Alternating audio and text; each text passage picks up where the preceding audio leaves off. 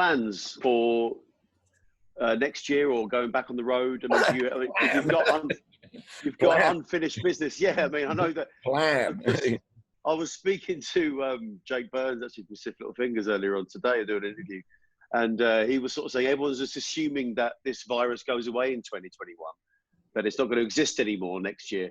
But I mean, have you had those conversations for finishing that UK tour possibly? You have to have them, and you have to make plans and put, you have to put pencil marks against dates with the hope that when we reach that, the situation is stable enough, not just for us to leave home and for me to call upon my band and my crew to take some risks if they still are perceptible, but more importantly, the people to come out and feel, what's it going to feel like?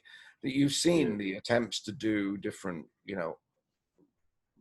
resolutions of this in the current circumstances, people doing outdoor gigs with a lot of separation between different groups of people, family groups, like people going to the beach and sitting 6 feet apart. There's a way to go to the beach right now. If you get too many people turn up at once, that goes away and it becomes a problem. I don't know whether we can be sure of where we're headed. I know there's dates that have been put in our book to make people aware that everything going the right way, we'll try and be there. Obviously, we have, as you say, unfinished business in the homeland. And, we really want to do those shows, but we can't ask people to come out. I've because of the confusing way the information was coming to us during our tour. I mean, I called it the day after Hammersmith. When I saw the empty spaces, including most of my guests, rang and said, "Look, I just don't feel comfortable coming tonight. I'm sorry, I'm not going to come." That's their excuse for not seeing me anyway. But no, I mean, I understood that entirely. And then I kind of thought, well, not just am I providing a target for people to take a risk that's unreasonable to ask for them to do. I mean, I was at Anfield on the Wednesday before we played Hammersmith Apollo with 55,000 fans. 5,000. Is that the European game, the Spanish game? Atletico game. I was, and I mean, it's been said since then that was crazy that went ahead. At the time, I don't think, because of the way things were being spoken about from government and health level, it wasn't with the coherence that I think that we've been fortunate enough to have in Canada. I don't know what the thinking was, but it doesn't matter now. It's not a matter of apportioning blame. We have to deal with what happened next. It was obvious to me that the longer we extended it, the more people might feel they were putting themselves at risk, whether there were people on my crew or, most importantly, people that had paid money to come and see us. So we took that away, took the hit, obviously, of canceling those shows. That basically meant that work was, from my point of view anyway, was that was the end. There was no, I worked for nothing. Because obviously I had to cover the cost of getting everybody home without those for remaining 3 gigs. That's the kind of margins. People assume we're making huge fortunes from playing, but one date can be the difference between, making it work financially. And it is a business. I try to keep that out of my head because everybody, and that's what I think about my friends who, really run their own careers like yourself, but other friends who've got lots of records out that are mostly generating their own story all the time, traveling and present to their audience. It's very difficult.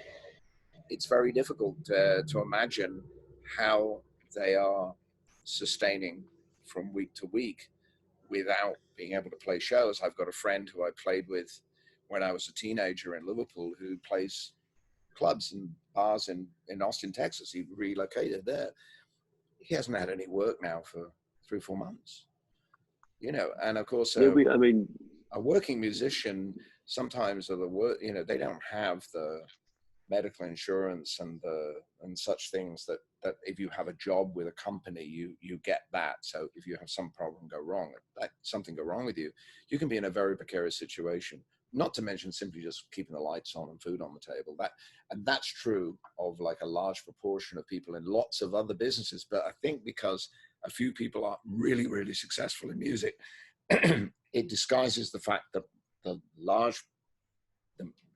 great majority of musicians do not function with huge surplus of money. Like even very, very famous musicians by reputation, you know.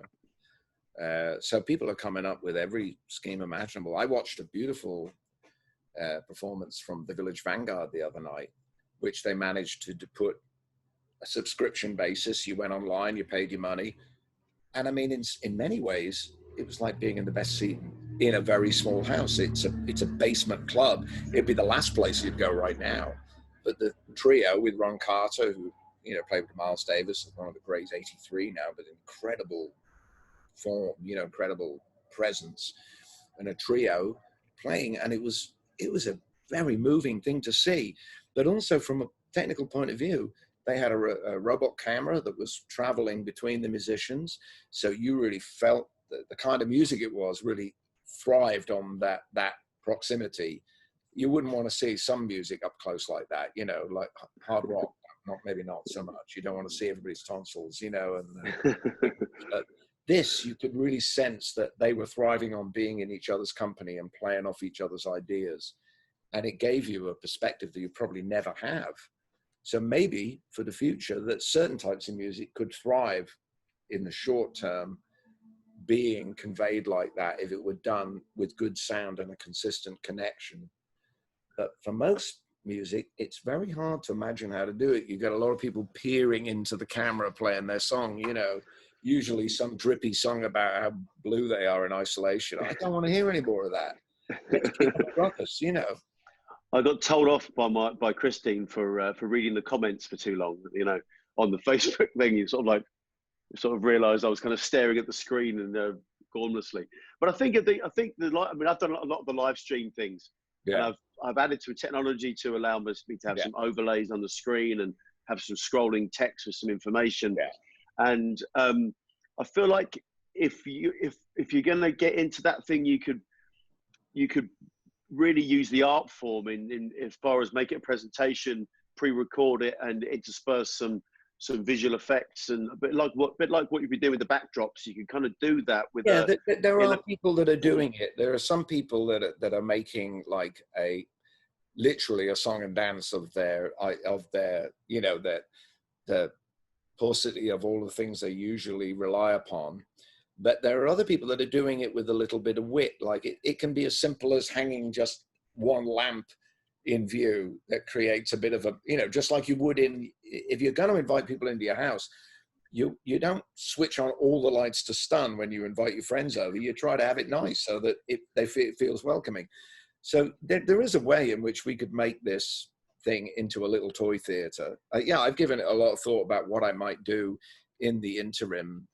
I just don't want to be told I have to do it on command, you know, for somebody else's show all the time, you know, like all the conventional kind of places where music is usually played upon release are not that attractive to me at the moment. I don't know that they've really grasped what's necessary. I think really, as much as it's great to see your face, for the most part, I'm working more towards a radio model. You know, like a spoken word model. I think that is because so much of what's said and what's played then works in the imagination. Seeing your face after a while, look, it's this, that, you know, there isn't a lot to deal with here. You know what I look like now? I'm the guy with the glasses and the big nose. What is it? You know, there's no mystery. I can't, you know. I'm that guy too, by the way. Yeah, a certain amount. You put the camera at a certain angle and get it to look a little better and put a light up. But I have seen some people intercut. You know, the other thing is a compendium show, which they're quite good, where you get people, somebody is the host and people submit pieces, and it's like a combination between a radio show, television show, and a magazine, because you also, it doesn't all have to be music, does it? It could be It could be somebody who's good at juggling, or, you know, somebody sharing their favorite recipe, or it could be anything. Just like before morning television became such a contrivance, if it were done with somebody with a determined sense of humor and wit, you could imagine inviting you know, like the Preservation Hall gala that I did recently was really good fun, because you had people dialing stuff in, and they assembled it and they ran it in real time on a link, and you could donate money. A few of them that have been done like that were really fun. They were really fun. It ended with Paul McCartney playing trumpet on When the Saints Go Marching In. You know, I don't think he'd make any claims to being a great trumpet player, but it was just the fun of watching somebody so accomplished as that, like, just play this thing in a very basic way. It was endearing, you know, and everybody joining in, and the spirit of it, rather than that misery music dominating the scene, you know. Yeah, well, I think it's definitely, I think that the here to stay, but it's how it's used. Maybe will be. I think everyone's live streams on Facebook, the numbers are dwindling. I think people are voting with their feet with that one. But you know, I think some way it's going to survive, and for the minute, it's kind of the only way to connect with people, and to feel like it depends on what you're offering. You know, like Laura Marling, who I really like, you know, was doing a thing where she was showing people how she plays songs in her repertoire. Well, she's a very good guitar player. Therefore, there are people that probably also play that. You know, like if John Martin could have been doing that in 1973, I would have tuned in if we'd had such a thing, even if I'd eventually realized I could never play that like him. But, you know, somebody will painstakingly work out how to do one of those things, and it may liberate them to write their own song. I mean, Peter Green passed this week, and Peter Green was the original guitar player in Fleetwood Mac before they became the Stevie Nicks band that we know. They were a great blues band in England. Peter Green came out of John Mayall's Blues Breakers, as did Eric Clapton, as did Jeff Beck, as did Mick Taylor of the Rolling Stones. So he was an incredible guitar player, wonderful singer, great songwriter, had terrible problems with mental health, was misdiagnosed, spent a lot of years in a kind of plague later in life. Sadly, you know, he died at home. So I'm glad to know that, you know, I don't know the details of his life except that which has come down to us from legend. But I know that when I was 13, not quite 14, I heard one song of his, Man of the World, which was so moving to me that I spent all this time with a sheet of chord symbols that somebody at school wrote out. And I worked and worked and worked till I could play that song. That's the only song I could play. Now, there's something to that lesson, or that which had to be imparted with a piece of paper and me repeatedly playing the record over until I could play. Am I doing it right? Okay, I'm in the right key and I'm playing it.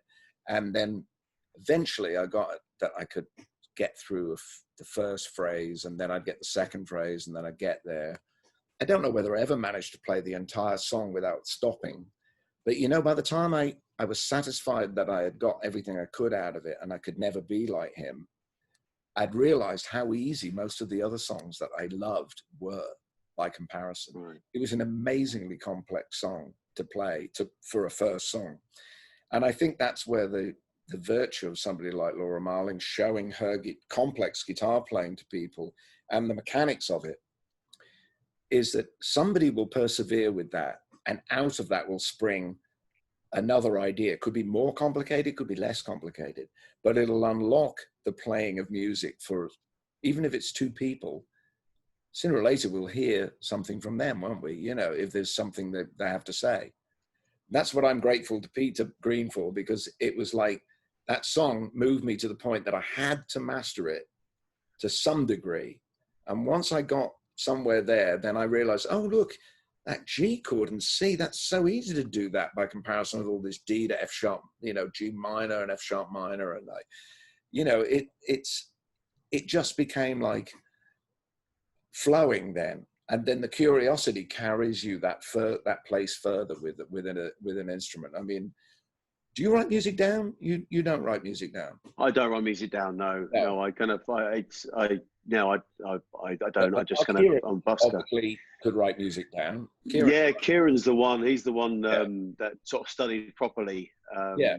Self and Rory kind of just sort of like you're to play in the front room, really. The same approach. I got to it very late when I needed to communicate with people like the Brodsky Quartet, or wanted to work with jazz musicians who were used to having the notes on the page, even if they then got off those notes. You know, Dad was somewhere between. Papa was somebody who could play without music in front of him. He was totally trained by the military, trained in a military way, played in, on the liners.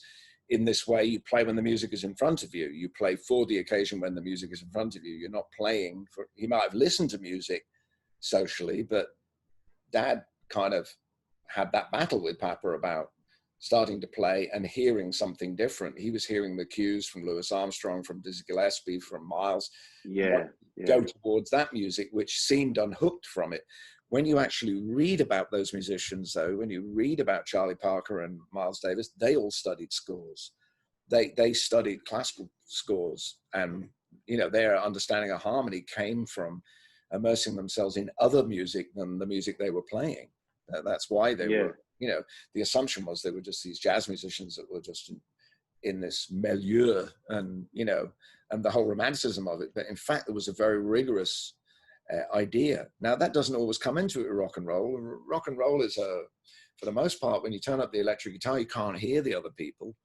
So you're in this wind tunnel of your own ego, where you're just doing your thing and hope that the thing that the other people are playing fits. I mean, if you think about the Who, with three people playing their instrument in totally unconventional ways, but it shouldn't work, but it does. But look out for the bands where it doesn't work, where they all start in a different place. That's the thing, is that's why there are a few bands where that explosive way, and I'd say it's peculiar to England as well. It's most of the English groups that play like that, with this failure to ever agree where you're going to end. You just go, yo, bang, like the Grand National. It is. Yeah, everybody gets to the end as quickly as possible. Yeah.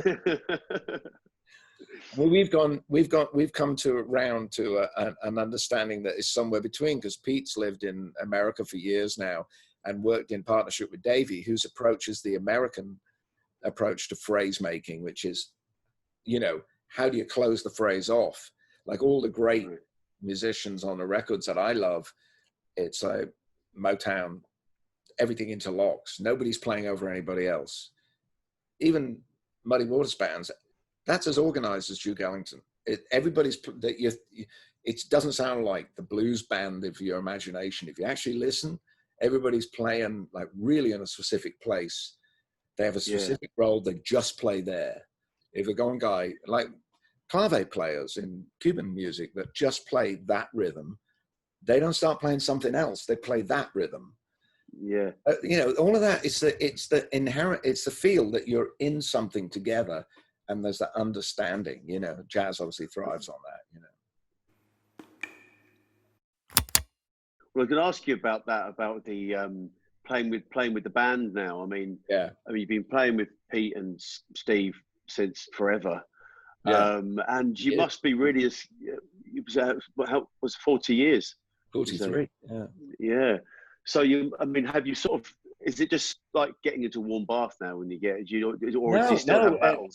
I've been firing a few ideas back and forward with Pete, and figured, well, we're not going to get to play for a while, so let's have a bit of fun. And he's he plays in his basement. He's very dedicated. He practices every day. Because I'm writing, I don't always play an instrument every day, but because I'll be working on words, and not every day, but I'm working on something a lot of the time. And then there's just life, isn't there? You can't shut yourself off from everything, But people go and spend hours playing, and he says, what I do, just to keep saying, is he'll play all the way through a catalog. He'll set it up and play along with the catalog, just for what he can learn, whether it's the Beatles or Motown or Stax, and he'll just get in a head where he's on, oh, now I understand what and he can zone in on what the drummer is doing. That's his way of practicing. So I said, well, what's the matter with putting some microphones on you that are decent and play some parts, play this kind of feel? And I did the same thing. Actually, Hedy I O'Hara actually did this. I sang into my phone. I did the same thing. I said, I just need a sort of you to play this kind of thing. And he played it. And of course, with him playing it, it sounded different than this distorted mouth percussion. It was more articulate. Then I could hear where the song that I was working on lay. And, it's a very unself-conscious way of making music. It's only the same as we would do if we were in a rehearsal room. It just is a little bit of a delay. Plus, there's also an actual physical record of it because we're using technology to capture that. So, it's allowing something. I think the important thing about this isolation thing is you have to embrace the mother of invention, not the mothers of invention. That's a very key distinction. If anybody knows what that means, don't necessarily embrace Frank Zappa and the mothers of invention, but necessity, the mother of invention. If you have to make music isolated, don't make it tamer than it would be if you were in the room. Make it wilder than it would be if you were in the room. In other words, take more chances. Because if you're working in isolation, quite often when you go into a studio or onto the stage, you don't do something dangerous because you're afraid it's going to throw everybody else.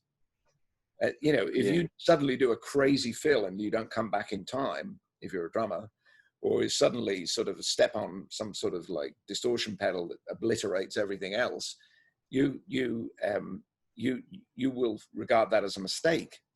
But if you were working in your own space, that idea might actually be valid in the right context. It can actually encourage you to take a little more dive off a 15-foot board once now and again. So I look forward to. I don't see any reason to stop. I don't see any reason to stop. I think we've got to fill the space. Whatever reason you're working and playing for, you've got to keep writing, thinking, playing. Otherwise, when things do return to normal, I don't want it to sound like it did last summer. I want it to sound like next year. I'm not interested in the past. I mean, it may be that the Hammersmith Apollo was the last time some songs will be played, because maybe it's time to start again with a different repertoire. I don't know whether I'll always feel that way. Sometimes people really call out for something. They really want to hear it. They're buying the ticket, expecting to hear it. But like, if you ain't heard it by now, then, I don't know. That's a fair one. That's a fair one. If you ain't heard it by now, you missed it, Yeah. Well, I think that would be music to a lot of people's ears to hear you sort of. So inventive and so good, innovative. I'd look forward. I mean, I did No Flag on my own. I'd love to play that with the band because it'd be something different again. And that was the thing when we took out things like we would sometimes do Come the Mean Times from Wise Up Ghost with the Imposters. It was a different thing because even when the Roots played it live, when we played it live, the 2 or 3 shows that the Roots and me did, it sounded different than the record because the angular nature of that cut and sample kind of way of recording has a particular kind of tension to it. Then you play it, it's different. And that's the way it should be. It's not a failure to play it like the record. It's an embracing the idea of playing it. It's a different art form, playing live and playing recording. And then if you treat them as such, you get so much more out of each one. Sometimes those opportunities. I mean, after we did the Juliet Letters, Paul Cassidy did some arrangements of he did an arrangement of My Mood Swings and New Lace Sleeves and these songs which were done with the Attractions. And I sang them differently on that. And it was like, people were shocked when we were doing these songs they recognized, but the energy was coming off these different instruments. When I had the Larkin Poe girls, Rebecca and Megan Lovell with me, some of my favorite versions of like Clown Strike were with them because we had vocal harmony, which we never had live when that song was recorded. We did a beautiful version of Nothing Clings Like Ivy from The Delivery Man, and it had a beautiful psychedelic slap steel solo, which again, it didn't have on the record.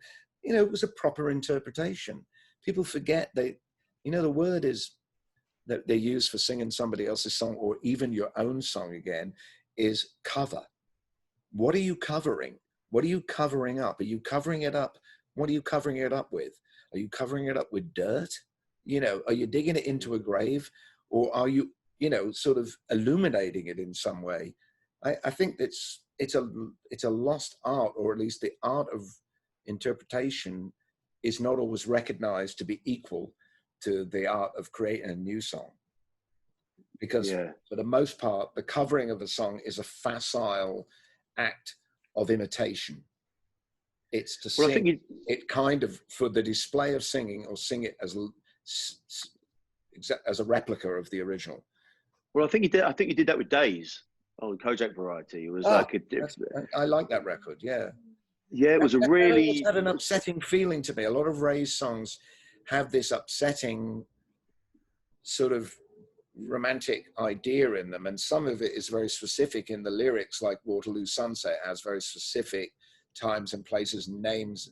But a song like Days, which is more, it's kind of wistful, we got on a sort of hypnotic thing with Rebo, and Mark Rebo played on that record, and I really love that recording of Days. I mean, there were not many things on that session. It was mostly a rum-fueled like folly, in which we just had fun playing all these old R&B songs, and some of which I could sing well, some of which not so much. But I really like a lot of the things on that record, and Days is my favorite by far. But Days and Days, Please Stay, and Remove This Doubt were the most, where there were real interpretations of the songs, as opposed to like I'm playing this Screaming Jay Hawkins song with daft words, you know. Like, yeah, no, absolutely.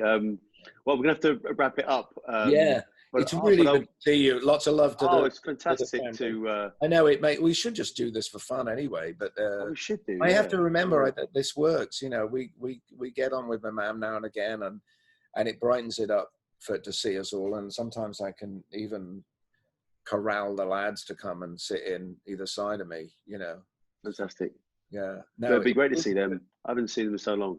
Oh God, you wouldn't believe it. It's, well, you would, because you've got one in that. I've got, you know, it's wild. Yeah, I've got some lanky man living with me now. I know. Yeah, well, we're close to that now. We're close to that. We're getting the lanky thing is about happening now.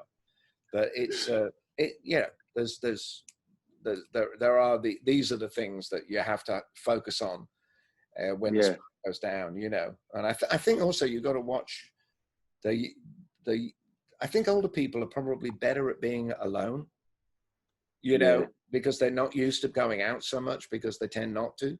But the younger people are the ones whose spirit and mental welfare you've got to really attend to, because it's a horrible thing, particularly when you get to the age from 13 upwards, where you're more aware of what the implications of all of this might be. This could be the way it is now. Yeah. It was that thought, maybe it's not, there isn't going to go back to the way it was, that this is going to be some version of the way it is now, with these inhibitions to social interaction and travel and the way we work. And therefore we have to be ingenious. We have to think about how we exchange our ideas, not allow these formats to dictate to us, but not do what music has done repeatedly through the history of recorded music, is allow the technology to dictate to the art, but the art to dictate to technology. Can't let those weasels in Silicon Valley, who after all are parasites, let's not get this straight. For all of the innovation within that, most of it is parasitical. Most of their thinking is parasitical, and, you know, not from initially good motives, you know. And no amount of pretending you're a humanitarian is going to change that. It's written in your soul, you know. And that doesn't make us all angels, by the way. I'm as selfish and as involved. We all are. But you know what? when they say, isn't that very self-indulgent? I go, yeah. Guess what? That's what you do when you're an artist. You know, you follow the idea. If you don't like it, fuck you. You know. Well, on that bombshell. And on that happy note. That's got on a poster. Yeah, that's it. That's on a t-shirt. If you don't like it, fuck you. Right, listen, thanks, Dex, for joining us. It was fantastic to really good to see you and speak to you. You're going to cut this down, or you're going to run it like it is? I think this is going to be a 10-part series. Well, this is the Need to Know music show, so we do always ask people for a recommendation of someone they may not have heard that they need to know. So who'd be your recommendation, Elvis Costello? You know, I make two recommendations, right? One is a new record by a singer. It's a record called Italian Ice by Nicole Atkins. That's a good record. Check that out. Yeah. I love that Fiona Apple record, Fetch the Bolt Cutters. Who could not listen to a record called Fetch the Bolt Cutters? That's a very original record. I like Logan Ledger, who's a beautiful singer from out of Nashville. I like Dan Tashin's record with Burt Bacharach, which I think is an EP, which is great always because Burt's my friend, and that's an amazing thing to say. But there he is, like 92, and writing new songs with a younger songwriter like he did with me like 20 years ago. And we're still working together, you know, at least we will as soon as we can be together. And you know what? Always listen to Louis Armstrong. That's my advice. Yeah, Louis Armstrong, particularly the stuff recorded in the 20s, because whether you like the sound of that record, just listen to his trumpet and then tell me that we'd have any singing at all today that we recognize if it wasn't for him, because he invented the way that we get off the beat and swing. And so much in the music we love, whether it's by Aretha Franklin or Nina Simone or Amy Winehouse or and dozens of other singers that have come since, Beyonce, anybody you can mention who's got any sense of swing, it comes from Louis Armstrong. And it comes specifically from his trumpet. So though that music might sound like old-fashioned music, listen to what he's doing and just think about it, that it didn't exist before he did that. Fantastic. There we go. Well, thanks very much for joining us, and good luck with everything that you're doing. And we'll speak soon. Yeah. Yes, lovely. All right. Okay, man. Cheers, Deck. Cheers out. Bye-bye.